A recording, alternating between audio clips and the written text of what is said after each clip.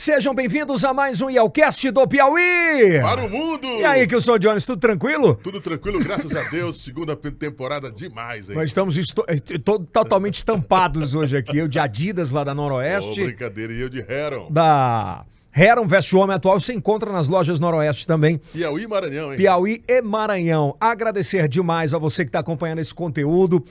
Por favor, dá o like, ativa o sininho, se inscreva no nosso canal. Lembrando que nós estamos em todas as plataformas de áudio e, óbvio, no TikTok, no Kawaii, no YouTube, no Facebook. Portanto, dá aquela moral, compartilha. No TikTok já somos quase 300 mil seguidores e mais de 80 milhões de views, tá? Tem vídeos lá com 12 milhões, 13 milhões de views. Então espero que você curta os nossos cortes por lá, aqui no canal vizinho, e depois você volta pra cá, tá legal? Olha, agradecer aos nossos patrocinadores. Por favor, dá uma moral pra todos eles. Estão aparecendo aqui atrás, vão aparecer aqui embaixo também. Então é muito bacana a gente falar de todos eles aqui. Durante o programa vai aparecer pra você, tá? Hoje, deixa eu colocar o óculos que a idade chega, né, Kilson? Chega pra todo mundo, né? Chega pra mim também. Mas hoje, cara, a gente vai contar a história de um deputado federal, acho que um dos mais novos do Brasil. Muito jovem. Desempenhou um trabalho sensacional pelo Piauí, que é muito bacana e importante, porque tem serviço prestado e pode falar sobre isso. Sempre muito lembrado. Não é aquela história de vou fazer, né? Já fez, né, no primeiro mandato e continua fazendo. Marcos Aurélio Pádua Ribeiro Gonçalves e Sampaio. Uma salva de palmas, que o senhor ganha. Salva de palmas, seja bem-vindo, deputado. Eu chamo ele de Marquinhos porque já tem muito tempo que a gente se conhece. É verdade, Nelson. Valeu, meu amigo, aqui pelo convite, por estar aqui no seu podcast. Valeu, Kilson. E a toda a equipe aqui. O negócio aqui é de primeiro mundo. Gostou, não gostou? Puxa um pouquinho mundo aí pra ti o microfone. Você é consumidor disso na internet, né, cara? Eu gosto, cara. Eu assisto muito YouTube. YouTube, quando eu chego no final do dia, quando eu chego na minha casa, na minha residência. Pra dar uma relaxada. Eu assino é YouTube. Netflix lá e tudo mais. Eu tenho Netflix, as plataformas digitais. Mas né? o que eu mais assisto disparado é YouTube. Tem geração de conteúdo de todos os jeitos, disparado. né? Mais do que qualquer tipo de outra plataforma, Spotify, o que eu mais assisto é YouTube. Gosto muito de ver podcast, vídeos documentários, algumas coisas assim sobre o universo, que eu gosto dessas coisas. Cara, é massa, né? É bom entender também quem é o fora do deputado, né? E o cara que curte outras coisas. Sei que você gosta muito de viajar, a gente vai falar sobre isso. Gosto muito. Viajar sobre isso, mas olha, pra quem não sabe, da nossa audiência, o Marcos Sampaio, filho do deputado Temístocles Sampaio, conhecidíssimo no nosso estado, tem uma trajetória muito forte, né, pelo estado do Piauí, atualmente é candidato a vice-governador na chapa de Rafael Fonteles. Ele nasceu em 19/9/1991, 31 anos. Completados agora segunda-feira passada. Pois é, tô com 41, Kilson. Parabéns aí. Nós estamos que nem ambulância de prefeitura, Kilson. Somos jovens. Não faz que eu entreguei, não. Vocês entreguei tudo novo. A ambulância de prefeitura é novo, mas estragado. Que usa muito. Ô, Marquinhos, vamos contar um pouquinho da tua história, né? Porque quem imagina assim... entrar na política, beleza, a família política não vem só do teu pai, vem do teu avô, é uma outra parada. Te deu vontade de não entrar na política? Não, que eu nunca apareceu na minha vida, sempre tive vontade de entrar. Desde pivete? Desde pequena, eu tenho fotos minhas lá nas convenções partidárias do antigo PMDB, eu acho que devia ter 5 anos de idade, 4 anos de idade, vestindo camisa do MDB, sacudindo bandeira, ia pra lá mesmo e gostava. Na época que militante mesmo. A legislação eleitoral permitia, era mais aberta e tudo mais, tinha comício, tinha showmício, tinha tudo. Meu amigo, eu gostava demais, acompanhava denúncia. muito. Deputado Temício leva o filho com 5 anos, brincadeira. Minha mãe ia comigo, era meu pai e minha mãe. Era, né? Então a política sempre teve muito presente, assim. Sempre a tua primeira memória afetiva ou a primeira memória política, que você tem essa ou não? Eu lá no plenarinho da Assembleia Legislativa, as memórias políticas, sempre lá andando no plenarinho da Assembleia. Às vezes, quando criança, meu pai sempre trabalhou lá, né? Sempre foi deputado, antes de eu nascer. Eu ia lá para a Praça do Povo, ficava lá, conhecia todo mundo. Eu sempre participei. E o pior é que a política não era só nos espaços públicos, né, de nada. A casa de vocês devia ser uma loucura. Sempre foi.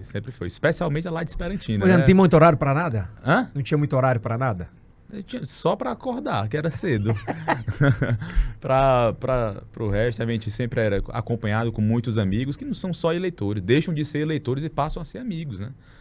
O grupo do deputado Temístocles hoje são a maioria de amigos. De amigo que confio, que tem relação próxima, familiar, de estar perto nas horas difíceis, nas horas boas. Passa a ser a amizade, né, eleitor? Mas... Tem uma característica do Temístocles que é muito forte sobre isso, né? A turma é muito fiel a ele, como ele é fiel a essa turma, né? Assim, de ter amizade, de ter relação, de cuidar, né? Um dos outros. Isso aqui perdura, né? Não é à toa. Isso aqui a gente leva da vida, né? As amizades. Os valores que a gente pratica aqui, que a gente está aqui nessa terra.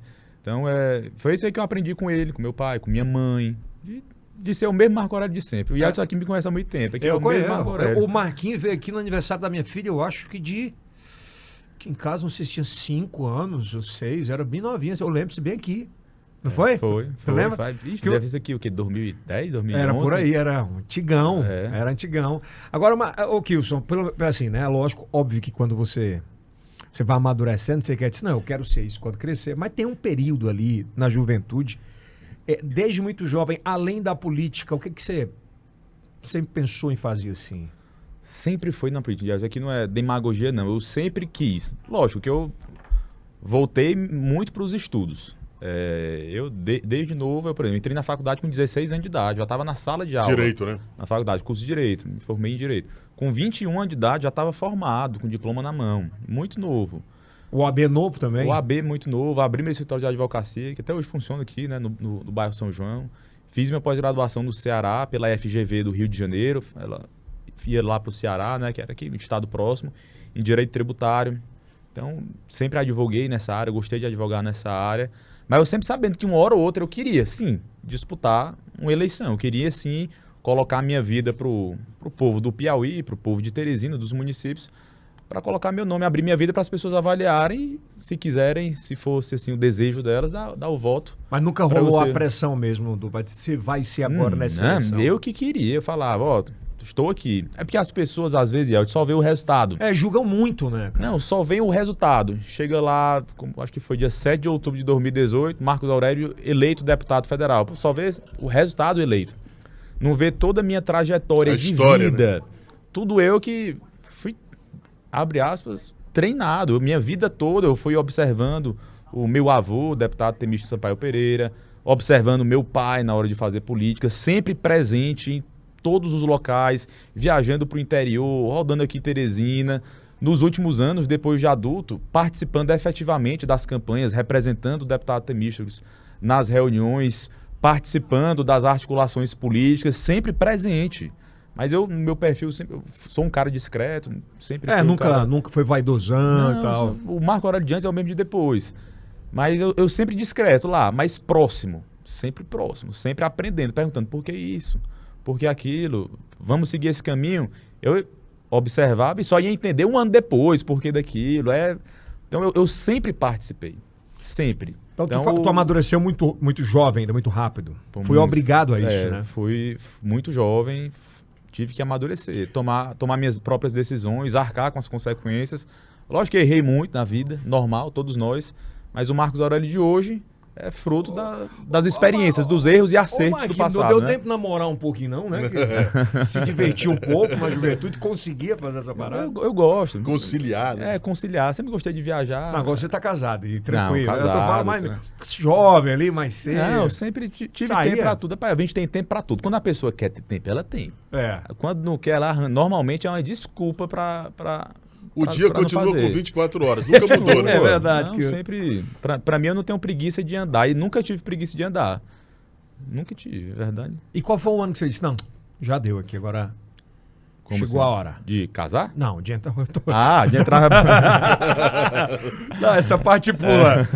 Chegou de não querer ou deixar pra depois a política, chegou a hora de entrar. Não, já tinha começado lá desde 2014, né? Desde dos preparativos para a eleição de 2014, eu já estava preparado.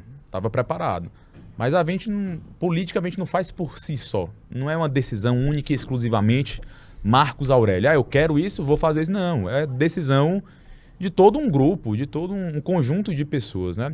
Então, eu me preparei, mas não aconteceu naquele ano. E não me chateio, até hoje não tenho remorso nenhum. Depois foi no ano de 2018, aconteceu. E engraçado que naquela época teve todas umas circunstâncias políticas que Porque, deu errado, mas foi um errado que não, mas vamos muito falar o que depois era. deu certo. Era porque tava tudo ok, acordado, para que o Temístocles fosse Fosse vice do Wellington. vice-governador, exatamente. Tava, assim, E de verdade, até a última hora era... a população em geral e o meio político estava um negócio quase que latente, estava todo mundo entendendo que o Temístocles seria o vice do Wellington Dias. Todo mundo. Todo mundo, os meios de comunicação falando, os grupos políticos, Noticiavam, né? é normal. E depois, nos 45 do segundo tempo, se duvidar, até na prorrogação, foi mudado. Ó, não vai ser. Na prorroga Pois mesmo. é, então assim, lógico que teve um Mal-estar. momento de mal-estar, óbvio, é natural, nós todos somos seres humanos. Mas passamos por isso, sem mágoa nenhuma, sem remorso nenhum.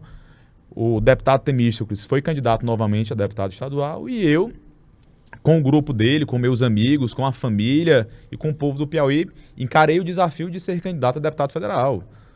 Nos últimos minutos, realmente, né? E como é que e foi? deu certo. Pois é, mas como é que foi aquela preparação? Porque foi a primeira campanha, né? Foi a primeira campanha. E É o pô, que eu falei, a preparação começou a vida toda, mas, né? Não foi. mas para federal é uma outra parada, né, mano? É outra. Não, o buraco é mais embaixo. Até porque, por exemplo, nessa eleição de 2022 que a gente está vivendo agora, tudo está diferente dessa eleição, em alguns termos. É óbvio que acho que o modo e a forma de fazer política ela continua a mesma, que é visitando, conhecendo, reencontrando os amigos, né?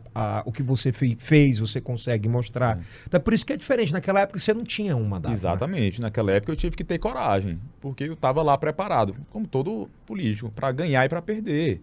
Você entra numa eleição, não tem empate. Ou ganha, perde. Então, naquela época lá, eu enfrentei esse desafio, conversei, lógico, com minha mãe, com meu pai, as pessoas que eu me aconselho até hoje. Não, eu topo, vou entrar, vou encarar e vamos fazer de tudo para ser eleito. Sofreu muito preconceito ali naquele início? Não, preconceito não, mas é porque eu sempre fui esse cara discreto, na minha, gosto de conversar, gosto de gente, não escuto muito os haters, né? Não dou valor às pessoas que falam mal só por falar, isso é natural, então... Sou de boa, sou muito de boa. Energia negativa para entrar em mim tem que ser um negócio pesado. É diferente, né? Aqui é blindado, cabeça e coração blindado aqui, viu? Vai lá, Kilson. O senhor é muito atuante na questão de ciência e tecnologia. Tão jovem, um dos deputados mais jovens do país. Como o senhor vê essa situação hoje do jovem e com tantas startups e o senhor tão atuante na questão de ciência e tecnologia das comissões? Bem, uma coisa que eu sempre defendo, e é como se fosse um guarda-chuva para todo o Brasil, é uma reforma tributária. A questão do empreendedorismo, das startups, dos grandes negócios, mas dos microempreendedores, a gente tem que trazer uma reforma tributária urgente para o Brasil, Yeltsin. Urgente, Kilson. É injusto o que acontece no Brasil. Completamente injusto. Imagine só, é porque normalmente as pessoas não conseguem vir dessa forma. A pessoa mais rica do Brasil, que eu não sei nem quem é, a pessoa mais rica do Brasil, na hora que ela vai comprar um refrigerante, ela paga o mesmo imposto que a pessoa mais pobre do Brasil paga. Isso é um negócio completamente injusto. Como é que pode? Cadê o princípio da capacidade contributiva? Tem que ter uma reforma tributária para diminuir essa tributação sobre consumo e mudar para ser sobre renda e patrimônio. E o ponto 2 é tirar toda a complexidade desse sistema tributário. Investimentos estrangeiros não vêm para cá, pessoas têm medo de investir, medo de empreender, porque aqui é muito complexo. Você gasta, e tudo isso vai embutido no preço das coisas que a gente paga.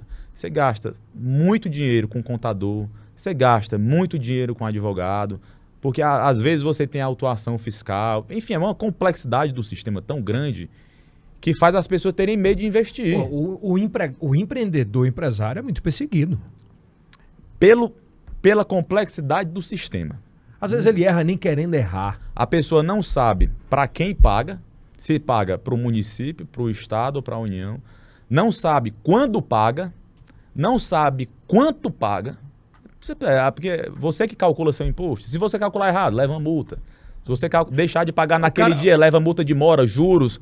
Pô, É foda. é uma loucura isso que O cara acontece que é no Brasil. empreendedor vai ver o que eu vou falar. O cara faturou bem esse mês, ele não tem funcionário, porque é prestação de serviço, ou você faz contratação, aí o cara vem com ISS o dobro do que ele imaginava, o INSS. Eu disse, mas pai, que eu não tô pagando, não, é porque você tem que pagar sobre isso, sobre aquilo, sobre... Quer dizer, chega uma hora o cara fala, que... Aí você chega para um Cara cara que lá tá no do... Simples, que eu falo. Porque tem que ir lá o DAF lá do Simples, É. né? Aí você chega lá para um investidor da Europa, dos Estados Unidos, desses países mais desenvolvidos, ele vem para cá e fala, essa loucura aqui, Deus me livre, vou botar meu embora. dinheiro em outro local. Assim, e isso atrapalha os pequenos negócios. A gente pensa que não atrapalha, mas atrapalha demais os pequenos negócios. Atrapalha as grandes indústrias que são geradores de emprego do Brasil todo. Atrapalha o agronegócio, atrapalha importação, exportação. O produto brasileiro deixa de ser competitivo, tanto internamente como externamente. É a principal... Eu sempre defendi, quem quiser pesquisar aqui, meu nome, lá na matéria de 2018, eu sempre defendi que o Brasil precisa de uma reforma tributária. Deputado, a gente tem visto uma avalanche de emendas para deputados no Brasil inteiro, deputados federais, né? Inclusive com orçamento secreto do governo federal. Não dava, por exemplo, para ter conseguido, o governo federal ter conseguido passar essa prova, essa reforma? Primeiro, tem que ter interesse do governo. O governo tem que ter interesse. Para diminuir, para fazer uma reforma tributária, pode acontecer de ter uma diminuição da arrecadação. E, além disso, deu uma diminuição da arrecadação do governo federal. Tem que ter interesse político. Mas, por exemplo, Tem que não ter dava interesse para ter político. feito? Tem que ter interesse político. E não O teve? presidente, quem quer que seja ele, tem que falar, eu quero isso. Eu quero fazer uma reforma tributária. Tem que chamar os governadores, tem que chamar os representantes dos municípios, a CNM, para discutir uma reforma tributária que fique justo para todo mundo. Ou seja, tem que conversar com todo mundo. Tem que dialogar, tem que fazer. A política é isso, tem que dialogar. Mas primeiro tem que ter interesse político. O presidente Bolsonaro teve vontade de fazer isso? Não teve. Não teve. Nenhum. Tanto é que eu fui membro da comissão da PEC 45, que foi a primeira desse mandato de 2019 até o próximo ano. Teve a PEC da reforma tributária. Eu fui membro dessa PEC e ela, por falta de interesse do governo, por falta de interesse de grupos políticos, ela não andou. Então, assim, a gente tem que andar, tem que fazer isso acontecer urgentemente. Mas tem deputado lá que quer que faça assim? Tem. Olha, no Congresso Nacional, Edson, tem muita gente boa. Tem muita gente competente. Tem muita mulher ali que são altamente competentes, altamente resolutivos, abertos ao diálogo. É porque a gente vê muito somente o que mostram pra gente.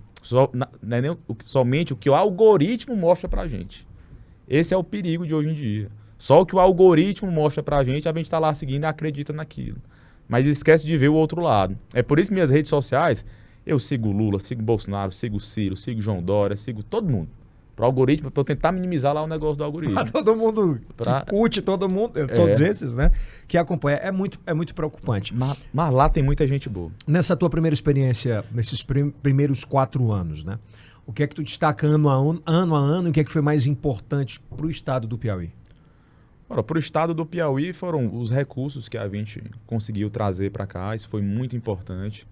Para o estado do Piauí foi a gente na articulação lá de Brasília, durante aquele período da pandemia, os deputados do Piauí e eu, Marcos Aurélio, o Congresso Nacional, a gente ter aprovado, ter feito pressão política para dar para o povo do Brasil, para o povo do Piauí, dos municípios, o poder de escolha de se vacinar.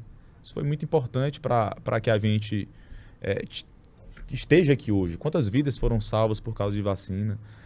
No nosso mandato, eu aprovei um projeto de lei na Câmara dos Deputados, apresentei dezenas de outros projetos, muitos outros projetos, votamos a reforma da Previdência, fizemos nosso papel. Esse mandato ele foi um mandato produtivo, acredito eu. Infelizmente aconteceu esse negócio dessa pandemia, que ninguém imaginava que ia acontecer. Ninguém no mundo imaginava que ia acontecer.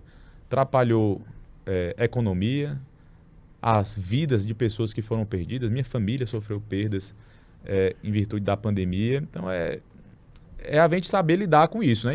Por exemplo, teve que tirar recursos. O que foi investido durante a pandemia foi um negócio assustador para tentar minimizar os efeitos econômicos e de saúde. Um negócio realmente assustador, que era para gastar em tantos anos, em 2 anos foi gasto pelo governo. Então A gente agora... Aqui tu destinou verba para quê? Da saúde? Para a saúde? Muitos municípios para o combate à pandemia. Foi bem Para o pulverizado? governo do estado, foi bem pulverizado. Para o governo do estado, para a Secretaria de Saúde.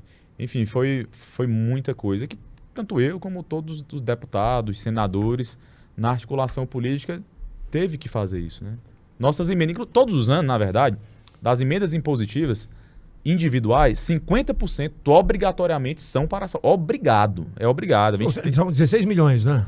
Depende do orçamento. Depende do orçamento do ano, né? Então, assim, normalmente são 16, varia no intermédio Vamos colocar de 16 com a base milhões. de 16 milhões. 16 milhões. Então, desses 16, 8 milhões, obrigatoriamente, o parlamentar tem que indicar para a área da saúde. Seja investimento, seja custeio, seja estado, seja município, tem que ser para a área da saúde. É óbvio que todo deputado federal, e na maioria das vezes, alguns têm bandeiras, né? Tem uma bandeira disso, a bandeira disso, bandeira do municipalismo, uma bandeira da segurança. Tu tem alguma bandeira específica? Nesse mandato foi a da saúde. Impossível não ter sido. Né? Impossível não ter. Mas a minha bandeira sempre foi essa reforma tributária, Eldson. É o que eu defendo, o que eu sempre defendi. Hoje o Brasil ele vive todo esse complexo sistema brasileiro, essa alta dos preços, tudo realmente muito mais caro do que nos outros países, por causa, sim, da tributação errada. Não é que o imposto, o percentual da carga tributária sobre o PIB não é nem entre os maiores do mundo. Mas para a pessoa é alto. Está alto para o Brasil. Tá alto pela complexidade do sistema, está alto pelo retorno que as pessoas têm que ter, mais retorno. Mais retorno em saúde, mais retorno em educação e mais retorno em segurança. Mas o sistema tributário brasileiro o principal gargalo. Ou muda, ou o Brasil vai continuar atrasado. Eu vi agora o presidente Bolsonaro, ele estava na Europa, né? Foi pro enterro da rainha. Reino Unido. E ele parou lá e fez no posto de combustível, comparou os valores, né, dos postos, do combustível litro lá e comparou daqui. Você acha que aquilo foi correto, que ele fez como presidente da República? Não. Primeiro que nem como econômico está correto, né? Você comparar, o cara lá ganha em libra, a gente aqui ganha em real. Então ele comparar o valor convertido de real para libra ou de real para dólar, os professores de economia, por favor, que me corrijam, mas isso aí é errado. Tanto é que o salário mínimo lá é em libra também, né? 1.000 e tantas libras. Lá, se duvidar, deve ser o mesmo dos Estados Unidos, é por hora. Então comparar o salário mínimo daqui com o salário mínimo de lá, tá errado. Lá o cidadão lá ganha em libra, gente. Então aquela conversão ali foi muito errado. Você acha que ele faz aquilo de propósito ou alguém induz a ele aquele erro? Com certeza tem todo... O homem é presidente da República, Eldson. Imagina a equipe que tem por trás dele. Tudo que o presidente fala, acredito eu, não tenho prova de nada, não sei de nada, mas tudo que o presidente fala, o que ele age, o que ele diz, tem toda uma equipe por fora de assessoria que conversa. Que orienta. Mas a adesão é dele. Na verdade, a adesão é dele. Quem sai da boca é dele. Mas com certeza tem toda uma equipe de planejamento por trás que orienta os pontos negativos, positivos, vá por esse caminho ou vá por outro, os conselheiros, mas a tomada de decisão ele é dele, de fazer ou não fazer. Deputado, o que a Câmara Federal, o senhor pensa a respeito do número de feminicídios no país? É muito alto. A gente tem que combater feminicídio, tem que combater todas essas discriminações e questões de misoginia contra as mulheres. A gente tem que fazer, além de mais leis de proteção, mas a gente tem que fazer com que se cumpram as leis de proteção. E tentar conscientizar a população, conscientizar o povo com mais educação, para que todas as mulheres, na verdade, todas as pessoas sejam respeitadas. Minha mulher é minha base. Minha esposa, ela está ao meu lado, é minha base. Peço conselhos com ela, é minha família. E queria era que todo mundo pensasse da mesma forma. Eu vejo um Brasil muito errado quando a gente vê crimes contra mulheres, crimes por discriminação de gênero, por discriminação religiosa, discriminação racial. Isso é um Brasil que está indo para trás, andando para trás. Eu acredito que a gente sim tem que fazer muita coisa ainda para mudar. Marcos, deputado, por exemplo, me fala um pouco desse sentimento do Congresso, da Câmara Federal, nesses últimos meses. Esse sentimento de polarização, né? Você falou sobre essa situação que o Brasil vive, né? Aumento de feminicídio, mas ao mesmo tempo a gente tem um aumento impressionante da intolerância, essa divisão. Eu sou isso, eu sou aquilo, eu não aceito que você seja isso, muito menos eu aceito que você seja aquilo. Lá no Congresso, porque assim, nem todo deputado vai falar abertamente sobre isso. Óbvio que não, porque ele tem as emendas para serem liberadas, uma série de situações. Mas nos bastidores, o que é que você escutava por lá? Infelizmente, a gente vê um Brasil muito polarizado, realmente. Vou tentar falar minha opinião antes para depois entrar no sentimento do Congresso. Todo mundo quer um Brasil melhor, Yeltsin. Acredito que todos nós aqui queremos um Brasil melhor. O Bolsonaro quer um Brasil melhor. O Lula quer um Brasil melhor. O cara da extrema esquerda quer um Brasil melhor. Da extrema direita quer um Brasil melhor. O problema é que o Brasil melhor deles é diferente um do outro. Eles pensam diferente. Mas todo mundo quer um Brasil melhor. Então, assim, vamos todo mundo tentar encontrar meio de dialogar, de conversar, de encontrar um meio termo. Não sei quem foi o filósofo que falou que a felicidade é o meio termo das coisas. Eu não consigo esticar a corda tanto para um lado, a pessoa não consegue tanto para o outro. Vamos tentar encontrar um meio termo, um acordo, para que a gente consiga pelo menos seguir junto, nos respeitando. No Congresso, a gente também tem que lembrar de política eleitoral. Às vezes as pessoas ali defendem bandeiras única e exclusivamente para querer voto, para tentar conquistar votos de determinada classe, de determinada categoria, bandeiras, de determinadas bandeiras, mas no seu íntimo, às vezes, aquilo ali ela não acredita. Né? Você já viu isso lá? Já. Isso às vezes acontece lá, infelizmente. Tanto de um lado como de outro. É mesmo? Tá polarizado lá também? Os deputados, eles... Esqueça, eu não tô falando na tribuna, fora dela. Tá, as pessoas estão tão polarizadas. Hoje em dia o Brasil ele tá polarizado. A gente vê o cara, ou ele é Bolsonaro ou ele é Lula. Ou ele é Bolsonaro ou ele é Lula. Tá polarizado, todas as pessoas estão polarizadas. Queria eu que todo mundo conseguisse pensar em frente. Não é só esquerda e direita, não. Era caminhar, era pra frente. Mas existe um provérbio chinês que diz que somos ondas do mesmo mar. O senhor acredita nisso? Boa. Todos nós somos seres humanos, somos pessoas. A raça é só uma, né? Hã? A humana. A raça é só uma. Todos nós. Merecemos respeito do mesmo jeito. O Congresso Nacional, volta ainda a falar, para a gente entrar em outras pautas, né? Como é que você acha que o Congresso vai reagir para os dois lados, depois do dia 2? Se for Bolsonaro, como é que vai ser? E se for para o Lula, como é que vai ser? O Congresso ele é reflexo da população. Ele é a casa do povo e a casa dos estados, né? Câmara representante do povo, Senado representante dos estados. Então será refletido da mesma forma que o povo agir.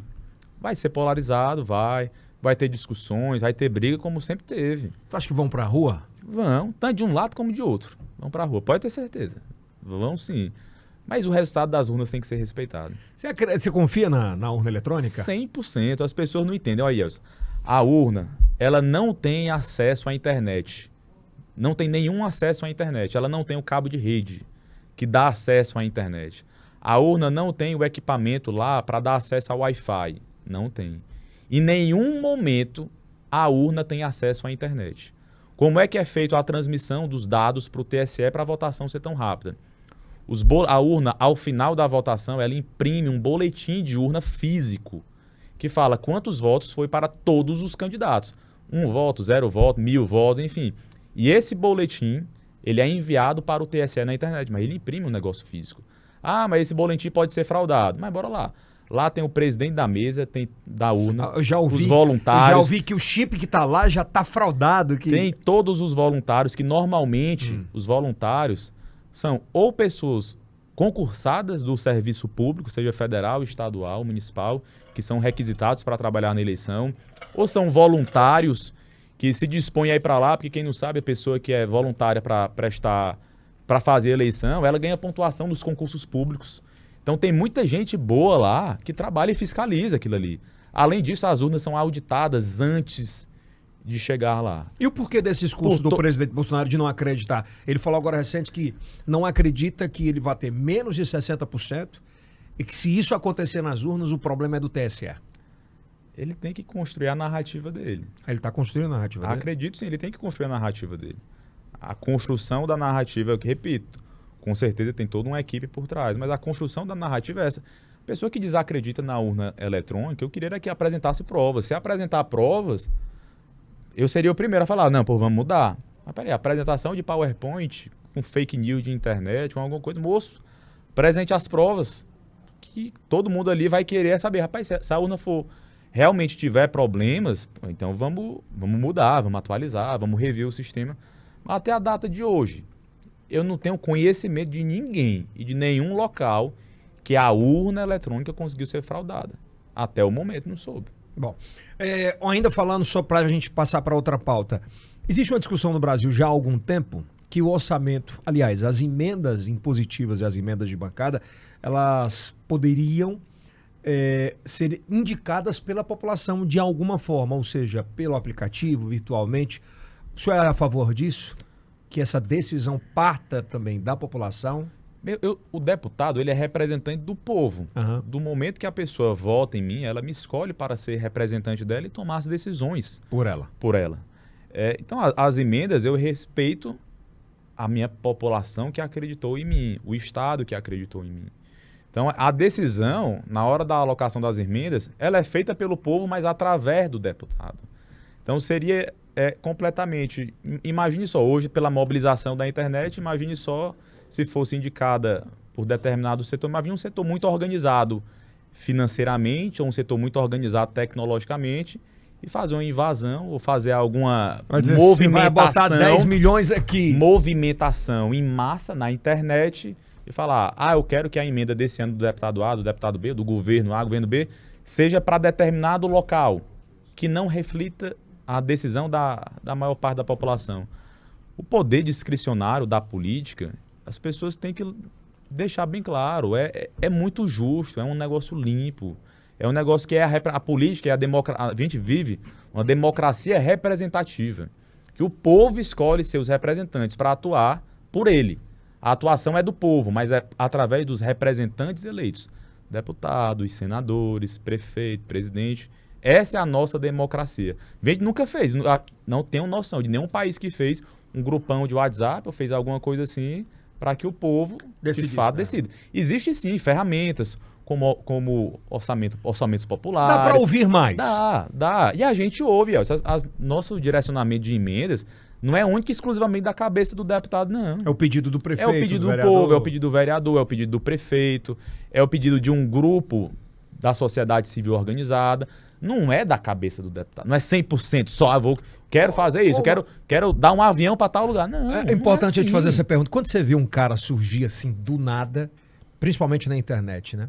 E ele começa a colocar o dedo apontando para todo mundo e falando: político não presta, política é vagabundo, política é ladrão, político só quer sugar das tetas, né? Tem muito esse discurso hoje, inclusive de ódio, né? E aí, de repente, esse discurso muda e o cara se candidata. Ele quer participar do processo.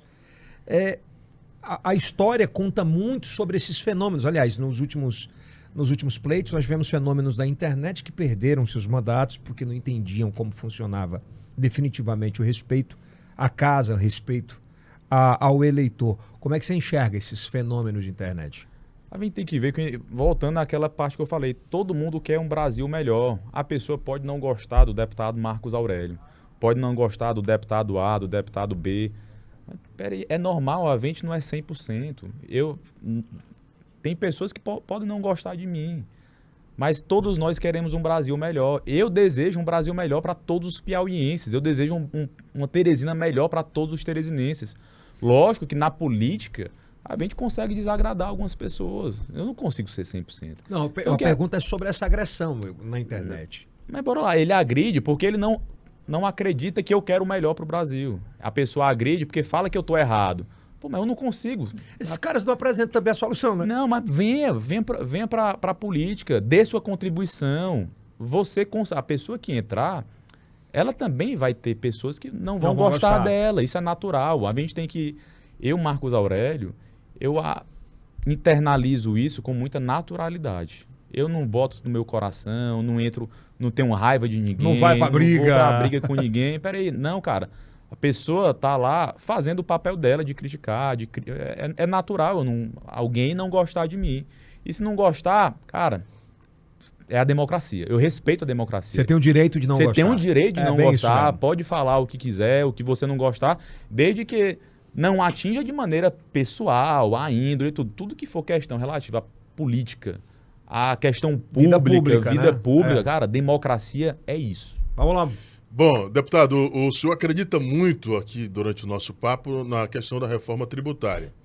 Há quem diga que os jogos de azar, esses empregam muitas pessoas no Brasil inteiro. Por que é tão difícil aprovar os jogos no Congresso Nacional? Aproveito para fazer um adendo à pergunta do Kilson, que é muito interessante e muito pertinente.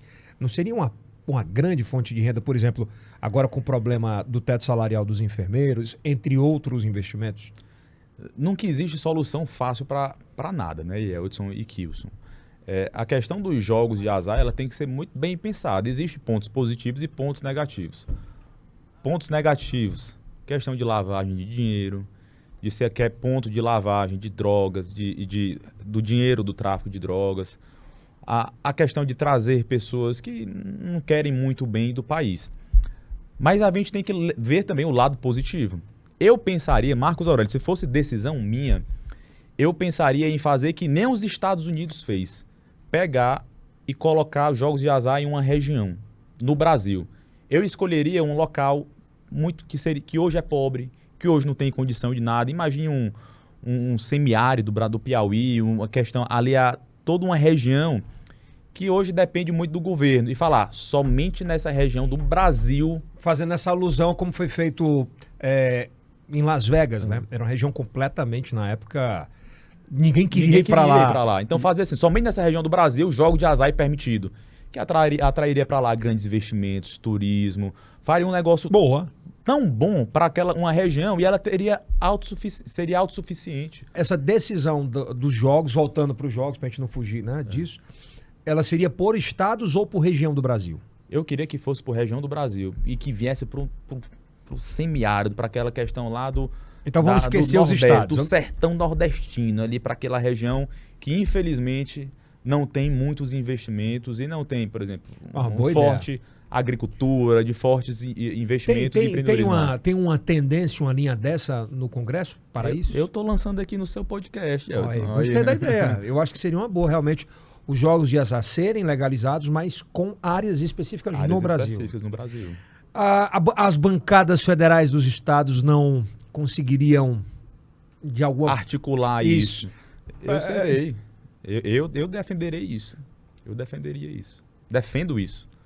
Pode botar. A bancada do Piauí pode me botar aí para ser o cabeça. Mas eu gostei da ideia. Eu acho que seria sensacional, cara. Sabe? Porque legalizaria, beleza, para dizer que não pode, mas lá.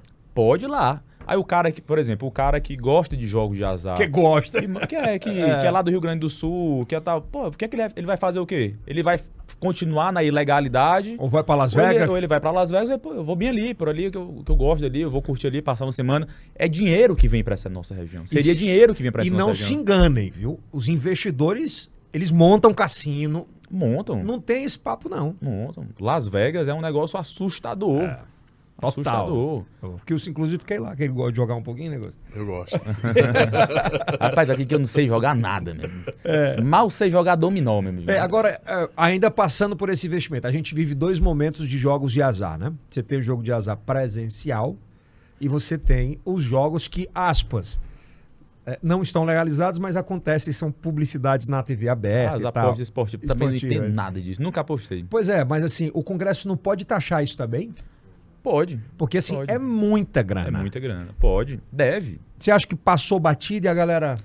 É porque assim, o empreendedorismo, a iniciativa privada, ela vai na frente. Não é? Ela vai na frente. Ela dá a novidade. Depois é que o Estado vem, opa, tem um novo setor ali surgindo. Isso começou, por exemplo, com as questões de tecnologia. Antigamente, quem é que imaginava um Uber desse, um Netflix desse? Ninguém nem imaginou. O que é isso? O que é o Netflix? É um serviço? É uma compra? Você tem que falar. O que é ISS? É aquela mesma história. É ISS? É ICMS? Ou ele não é nada? Fica no estado? Aluguel. Não fica? Aluguel. Quando a pessoa aluga uma casa, aluga um carro, não paga nem ISS, não paga ICMS, só vai pagar imposto de renda. Porque aquilo ali não se enquadra em nenhum dos impostos previstos na Constituição. Então, a gente tem que... Mas é uma vertente.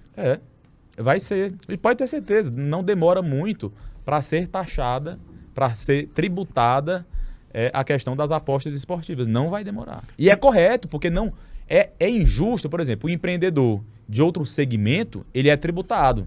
Aí o empreendedor do segmento de aposta não é tributado. É injusto com a pessoa, com a população em geral. Todo mundo tem que ser tributado de acordo com sua capacidade contributiva, de uma forma justa, de uma forma legal, de uma forma prevista de acordo com a nossa legislação. Mas é errado determinado segmento. Não, eu sou isento de imposto, eu sou livre, eu não pago nada, eu faturo muito e não Você sabe que esse corte seu vai rodar muito e vai gerar muita polêmica. Não, mas é injusto. A gente não vive numa anarquia. Nenhum país no mundo vive uma anarquia. Todos os países, a Alemanha, que é um país desenvolvido, Japão, Dinamarca, Suécia, Estados Unidos, Brasil, todos eles têm tributos. Isso é natural. O tributo, ele é natural do sistema político que o mundo vive. Então, todos os setores, eles têm sim que ser tributados na medida da sua capacidade contributiva. Todos eles. Seria injusto, é injusto, quando um setor não é, porque ele dá uma vantagem para esse setor de competitividade com o outro, com as pessoas. A gente tem que ser justo com todo mundo. Tá vendo, Kilson? Eu também acho. Vai Tudo gerar bem. uma polêmica grande isso aí, porque hoje é uma onda no Brasil inteiro. O faturamento dessas empresas são coisas assim astronômicas, né? E é bacana, o povo gosta também, a galera ganha grana, nada contra. Acho que é bacana, massa. Massa. Regulamenta, cara. Cara, regulamenta, faz o seu papel como papel social, papel junto às contribuições. Pô, vamos convidar até alguém dos bets da vida aí para bater um papo, para explicar como é que funciona, né, esse processo. Isso, inclusive, a maioria dos bets, eles são voltados lá para a Europa, né? Isso é que a gente... Eles não são... os sites não são residentes aqui. Não são residentes no Brasil. Não, o depósito é feito aqui. Pois é. Então, assim, a gente tem que... Pô, até a questão de criptomoedas é um negócio que é novidade no mundo. É novidade. Começou 10 anos atrás, se eu não estou enganado. Pô, tem que ser regulamentado um negócio Tem que desse. ser, né? Ô, deputado, você é muito ligado a essa parte da tecnologia. Tem uma parada que você podia defender muito lá no Congresso, caso seja reeleito, que, assim, como tudo está mais rápido, né? O TikTok está rápido, o Instagram ficou mais rápido, os vídeos curtos estão mais rápidos, assim como a vida também. E antigamente o filho era muito educado para ser médico, contador, advogado. E, cara, a vida requer... Por exemplo, você entrou na faculdade, você passa 5, 6 anos. E quando sai do mercado, é muito difícil de ingressar. Então a gente tem uma geração que quer mídia social, mas você não tem curso para fazer isso. Você não tem curso para... imagina o menino chegar e falar pro pai, eu quero ser programador de jogo de videogame. Pô, rapaz, vai fazer um negócio que tá falando um negócio que eu sempre falo com minha esposa. De software. Cara, não tem pra essa meninada. Eu conheci a história de um menino de Fortaleza que ganhava 2 salários mínimos fazendo programação e o cara foi contratado pela empresa dos Estados Unidos, ele continuou morando em Fortaleza, o cara tá ganhando 15 mil dólares de casa. Então, assim, eu não vejo, de verdade, não vejo o poder público se preparar com leis, com incentivos, cursos mais rápidos para essa meninada, cara. O setor... Bora lá, a gente vai para São Paulo, para Rio de Janeiro, o setor de tecnologia da informação, ele é muito forte. Aqui a gente tem que voltar mais ainda o empreendedorismo para o nosso estado do Piauí. Eu com minha esposa, a gente sempre brinca, nossos filhos, eu vou incentivar a eles ser o que eles querem. Mas, meu amigo, tudinho, vão estudar inglês, vão estudar desde o começo. Inclusive, eu quero que estude mandarim, que é a língua do futuro também, chinês. E eu quero que vão para a área de... Se fosse por mim, para a área de tecnologia. O futuro é esse, tecnologia. A medicina está sendo voltada para a área da tecnologia, com vai cirurgias ter linguagem para robóticas. tudo, né? O direito, já existem robôs no direito que fazem acordos, que fazem processos. Isso já é realidade, não é futuro, promessa para o futuro, não. Isso é realidade. Tudo vai ser muito voltado para a área da tecnologia. Ô, deputado, mas lá, você, por exemplo, dá para imaginar alguma coisa específica, criar uma comissão sobre isso, de como formular novos cursos? A gente tem que botar na comissão de educação para que seja uma pauta, uma matéria obrigatória na educação básica brasileira, valor, ou ensinamentos básicos sobre tecnologia, ensinamentos básicos sobre tecnologia da informação, Sobre educação financeira. Educação financeira. Por que não entrou ainda, cara? Será que é porque hoje a gente vive uma nova realidade de gente lá na campo? Tem a galera nova. Demorou muito porque só tinha uma galera mais antiga, assim? Não, ainda tem, né? Ainda tem uma galera muito antiga. Que acha que isso é besteira, muitas vezes. Que querem fazer a política da mesma forma como sempre foi feita. Mas a gente tem que trazer renovação e isso, gente, leva tempo. Não é do dia para noite. Não é do dia para noite. Também a gente precisa fazer mudanças que não é uma decisão que seja tomada de maneira rápida, tudo tem que ser pensado. Mas, por exemplo, essa questão do empreendedorismo já passou da época de acontecer. A questão do empreendedorismo na sala de aula para a educação básica. Já passou. Valores constitucionais, questões constitucionais, direito constitucional básico, tinha que ter na escola. Tecnologia da informação, computação, tinha que ter já uma matéria na escola. Foi um vídeo que eu acho que viralizou também em algum podcast, uma criança falando que, rapaz, a gente estuda física, estuda matemática, mas às vezes quando a gente é adulto a gente não precisa disso. Mas todo mundo precisa de dinheiro. Todo mundo precisa saber dinheiro. A gente precisa saber ter educação financeira. Bom, deputado, o senhor acredita que uma PL, um projeto de lei, demora muito para ser aprovado no país? Demora.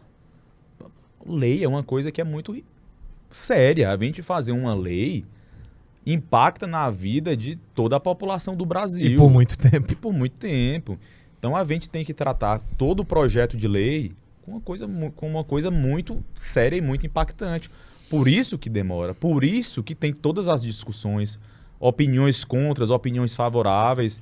Então quando um projeto de lei ele passa muito rápido, ou já é consenso entre a maior parte dos deputados, ou é um negócio que vem atropelado e vem com algum caga-fogo. Que vem com algum jabuti, que falam, né? Como é assim? Vem com algum jabuti. Que vem com alguma coisa...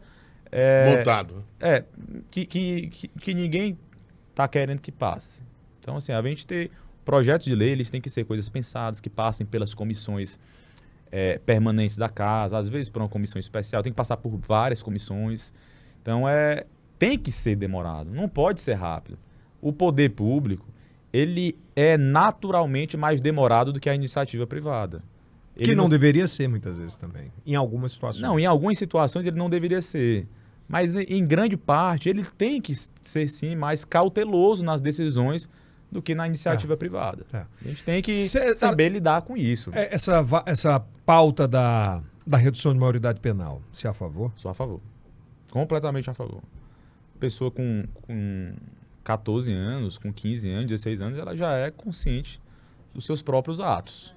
Acredito eu que, para mim, é uma matéria que não tem problema nenhum. Sou a favor da redução da maioridade penal. Por que não passa, velho? Porque tem muita gente que pensa o contrário. Especialmente os setores mais da esquerda. Especialmente. Essa aqui é uma pauta que a esquerda defende. Motivos, eu particularmente não vejo, não compreendo nenhum deles. Se a pessoa, a partir de 14 anos, pela legislação brasileira, ela pode ter relação sexual e não é considerado estupro, se a pessoa, a partir de tantos anos, já pode ser emancipada civilmente, bora logo diminuir a maioridade, a questão da maioridade penal no Brasil. Para fazer alguma coisa errada, assaltar, matar, estuprar, esfolar? É adulto. Trata-se como adulto.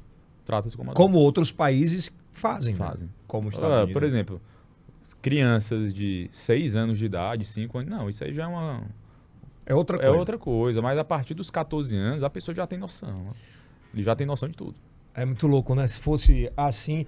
Eu pergunto sobre isso porque tem no Bom Dia, no programa que eu faço aqui no Piauí, de televisão, a gente fala muito sobre que a impunidade é a mãe, mas eu falo chocadeira, né? É a chocadeira da violência no Brasil, porque o cara é preso 6 vezes, 7 vezes e continua na rua. Aí o cara culpa a polícia militar. Não é, velho. É a legislação brasileira que é muito branda nesse sentido. E eu falo lá, a culpa é do deputado federal e do senador, mas cada um tem sua bandeira também. É muito branda nesse sentido. Menores de pessoas de 14 anos, 15 anos, estuprando, matando, fazendo tudo isso e o máximo que fica é 3 anos no e sistema. sai com a ficha mais limpa que a nossa. E sai, ficha limpa. Isso é errado. Isso é muito errado. Pois é, mas eu te falei sobre isso porque assim, lá atrás eu falei ainda no podcast sobre bandeiras, né? A sua bandeira especificamente nunca foi segurança, né? Sobre segurança. Te decepciona muitas vezes você vê deputados do Brasil inteiro que entram com uma determinada bandeira e do meio para o fim já... Que não cumpre o que foi prometido, que trata injustamente seus eleitores que acreditaram, né? Por exemplo, todos os meus eleitores, as pessoas que acreditam em mim, pode ter certeza que eu vou defender até o último dia uma reforma tributária. Não vou mudar. Pode vir pressão de prefeito, de governador, de presidente da República, de quem quer que seja. Não vou mudar. O Brasil precisa enfrentar isso. As pessoas que defendem a pauta da segurança pública com mais garra, que sejam... Que geralmente essas pessoas acabam sendo da segurança pública, né? Não, todo mundo que defende, que mantenha. Que mantenha. Deputado... Por exemplo, desculpe, eu defendo a pauta de segurança pública. Um projeto de lei meu, a autoria minha, foi sobre o estelionato, foi crime aprovado. cibernético. De crime cibernético, crimes eletrônicos. Foi aprovado lá na Câmara dos Deputados. Eu, Marcos Aurélio, deixei emendas para aquisição de várias viaturas entregues para o estado do Piauí. Eu tenho um compromisso com a área da segurança pública de colocar emendas para a Polícia Civil, para a reestruturação das delegacias, para que tenha realmente os delegados, as pessoas da segurança pública, elas tenham compensação E essa grana está chegando lá na ponta? Oxente, chegou. As viaturas foram entregues. Entregue, não foi que prometeu, não. Foi entregue, isso já faz um tempo. Já A faz reforma? um tempo. Não, meu compromisso com a Polícia Civil é, destes anos para frente, colocar emendas para reestruturar algumas delegacias no estado do Piauí. Compromisso da gente botar para os delegados que fazem várias delegacias, que estão em várias delegacias e tudo mais, eles têm sim a compensação financeira, que nem o juiz. O juiz, quando ele assume várias comarcas, ele não pega... Por causa de cada das comarcas, ele assume também a melhoria no seu salário, se não estou enganado. Pô, o delegado, por que não? Todo mundo tem que tratar igual. E a segurança pública tem que ser tratada com muita seriedade. Eu acho, Marcos Aurélio aqui, eu entendo que os 3 pilares do poder público tem que ser saúde, educação e segurança. Os 3 pilares. Se tudo isso aqui fosse resolvido, tivesse top, tivesse nota 9 e pouco, tivesse quase 100% de acordo com a população, aí sim o Brasil deveria investir em vários outros ramos. Mas a prioridade sempre teria que ser Aqui em isso. Teresina, um dos principais gargalos, por exemplo, para o não crescimento ainda muito forte do Rafael, foi a segurança em Teresina, né? Nas pesquisas mostram muito isso, né? Que o primeiro lugar que antes era saúde, né, virou segurança.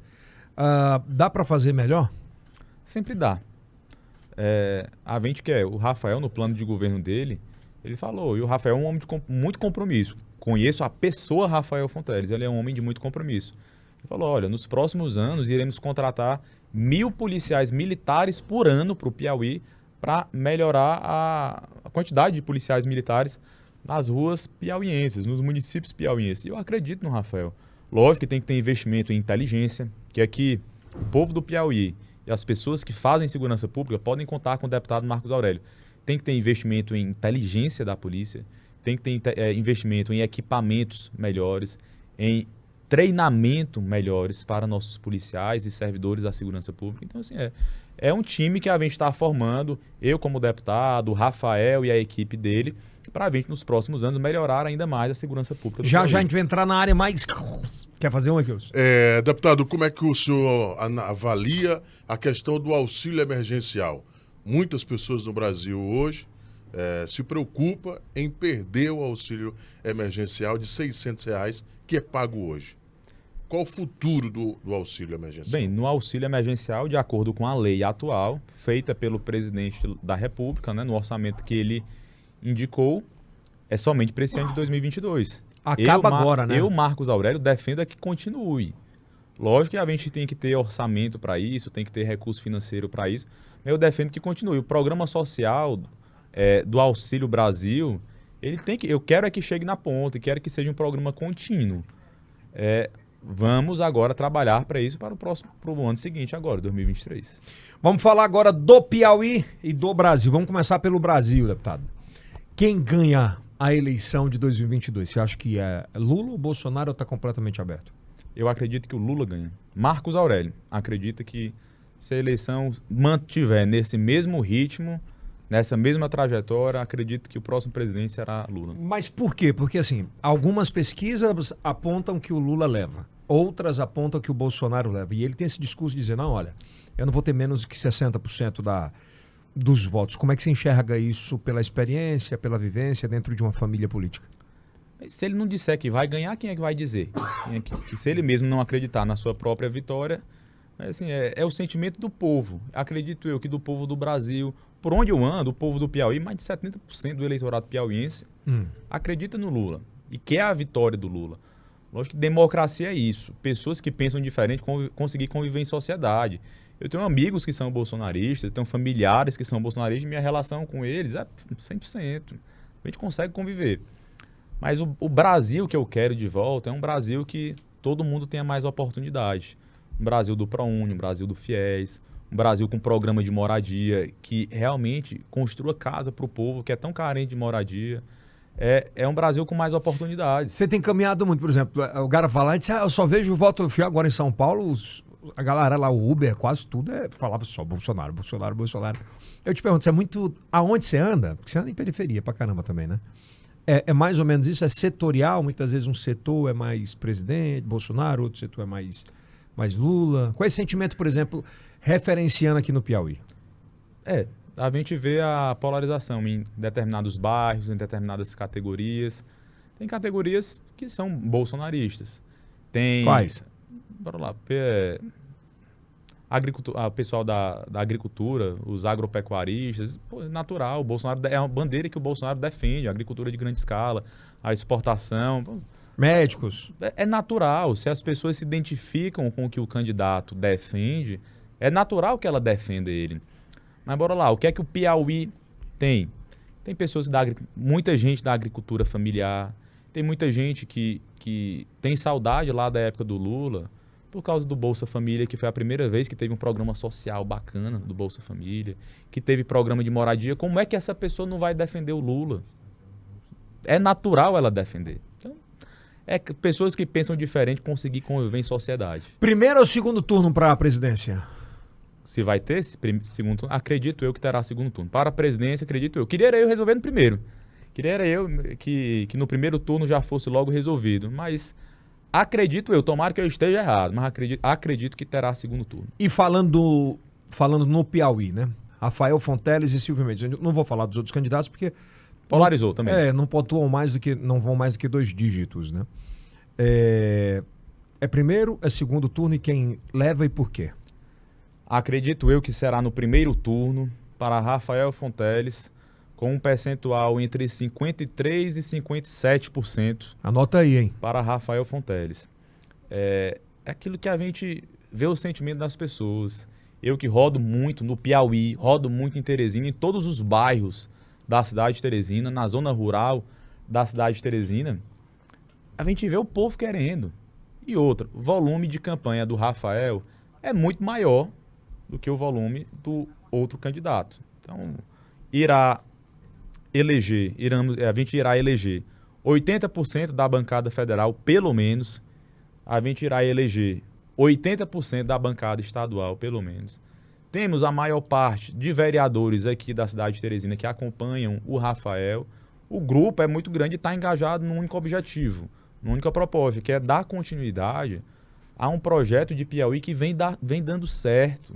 O governo do Wellington Dias é um governo que vem dar certo. Olha lá, perfeito? Nenhum é perfeito. Não existe perfeição. Lógico que existe falhas. Lógico que pode ter setores que vai melhorar.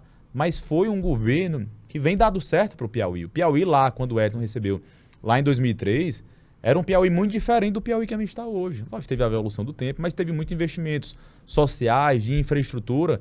E eu quero que dê continuidade. O Rafael, além de continuar esse trabalho do Wellington, ele vai agora também fazer sua própria história como governador.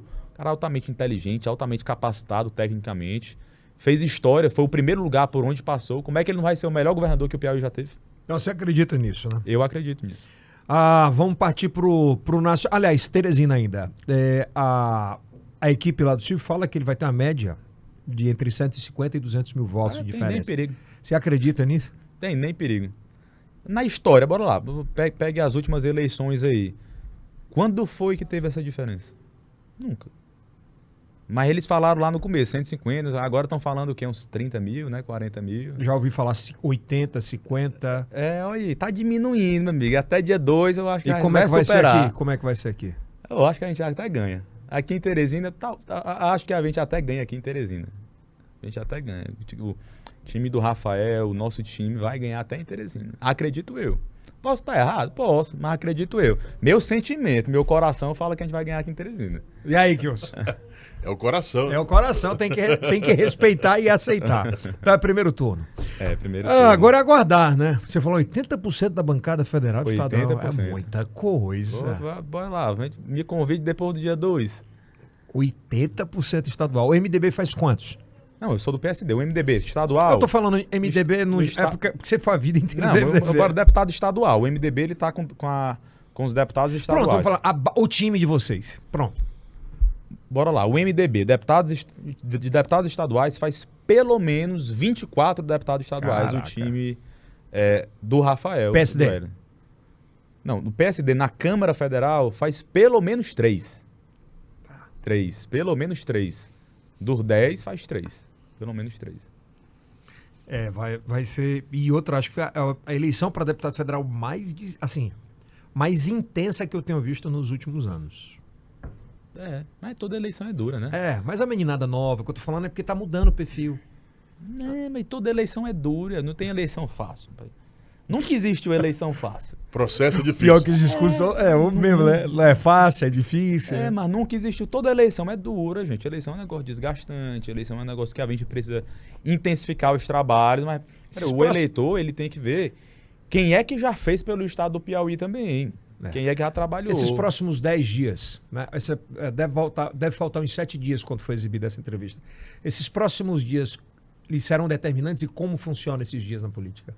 Os próximos dias é a consolidação do trabalho. É a consolidação das andanças, das visitas às cidades, de realmente a pessoa tomar sua decisão final. Para dia 2 de outubro, quando ela fosse dirigir a urna de votação, ela já é decidida para votar. Então, os próximos dias será a validação, consolidação, finalização de toda a conquista dos votos. De um trabalho, pelo menos meu, Marcos Aurélio, que vem sendo feito há muitos e muitos anos. Muitos e muitos anos. Meu grupo só cresceu, Wilson, graças a Deus. Tá com quantos? Eu pergunto, todo mundo fala, tá com quantos prefeitos? Vixe Maria, acho que uns 12. 12. Mas tem uma lá de Esperantina que vale por uns 10, viu, minha amiga? A Ivanária, viu? Ei, ela tá fazendo um trabalho diferenciado. Muito né? bom, muito bom. A Ivanária é muito Eu boa. não imaginava que ela tinha aquela aptidão política daquele jeito, não. Ela vai pra linha de frente mesmo, a Ivanária, viu? Prefeita mesmo, indo e voltando, gosta do que faz, ama o que faz. Vocês têm feito pesquisas lá de aprovação? Porque eu tenho ouvido Mais muita de coisa 90%. boa. É mesmo. Mais de 90%. Mas ela faz uma política realmente de corpo a corpo, de ir pra linha de frente, as pessoas se identificam com ela. Ela ama o que faz, isso é bom. Quando a gente ama o que faz, a gente faz melhor, a gente faz com mais amor. Por exemplo, eu amo o que eu faço, eu amo gente, eu amo fazer política, eu amo viajar, eu amo estar no meio do povo. Por isso que eu tô bem nas pesquisas. Acredito eu, por isso que eu tô bem nas pesquisas. As pessoas gostam disso. E gostam de verdade, né? Absoluta. Você acha que o deputado Temício vai ser um bom vice-governador? Será. Tem um perfil de muito bom para aconselhar o governador, para estar presente nos momentos, para ser aquela peça fundamental na articulação política. O deputado Temício é por isso que foi escolhido por unanimidade, né? Por um conjunto de partidos que fazem hoje a base aliada, e sempre fizeram, né? Na base aliada do governo Wellington Dias. Ele foi escolhido por unanimidade de pessoas, de grupos políticos, de pessoas que pensam diferente, escolheram o deputado Temístocles como vice-governador. Então, é o perfil, é a pessoa certa para estar nesse local. É isso. Boa sorte. Bom, Quer perguntar aí, Daniel? Essa semana, deputado, eu vi um jovem que completou 16 anos, ele estava lá exibindo lá o título e dizendo em quem eu vou votar. Aí estava lá ele com a foto com o título de eleitor. O que dizer para esse eleitor jovem que vai votar pela primeira vez? Rapaz, vote em mim, rapaz. Marcos Aurélio, rapaz. Vote aqui no seu amigo aqui, ó. Sou um jovem que nem você. Sou um pouquinho mais velho, né? Tenho 31. Mas sou esportista, sou ligado em tecnologia, sou preocupado com o futuro da nossa juventude, com geração de emprego, geração de oportunidades, para que tenha mais emprego para a população, tenham mais empreendedores, que mais dinheiro circule na nossa cidade. Eu tenho um sonho, gente, de ver uma Teresina muito melhor do que ela é hoje. Eu, como teresinense que sou, eu quero ver essa cidade mais desenvolvida, quero ver essa cidade com mais emprego, com mais renda, com mais infraestrutura. Você tá com um discurso de candidato a prefeito. Não, sou candidato a deputado federal, velho. Pois. Candidato a deputado Tá federal. vendo aí? Não, tô brincando, mas tá. Eu entendo o que você tá falando, porque defende muito a bandeira da capital, né? Também. É porque eu sou teresinense, sou nascido e criado aqui. É. Como é que eu não quero o bem pra minha cidade? É a minha cidade que eu amo, que eu construí família. Apesar de ser eleito deputado federal, como fui em 2018, como serei em 2022, a gente ter que ir pra Brasília, eu sou daqui. Eu não constituí família lá. Minha família é aqui, minha esposa, a gente é daqui. Nossos filhos irão estudar aqui, irão morar aqui. Pô, como é que eu não quero essa cidade bem?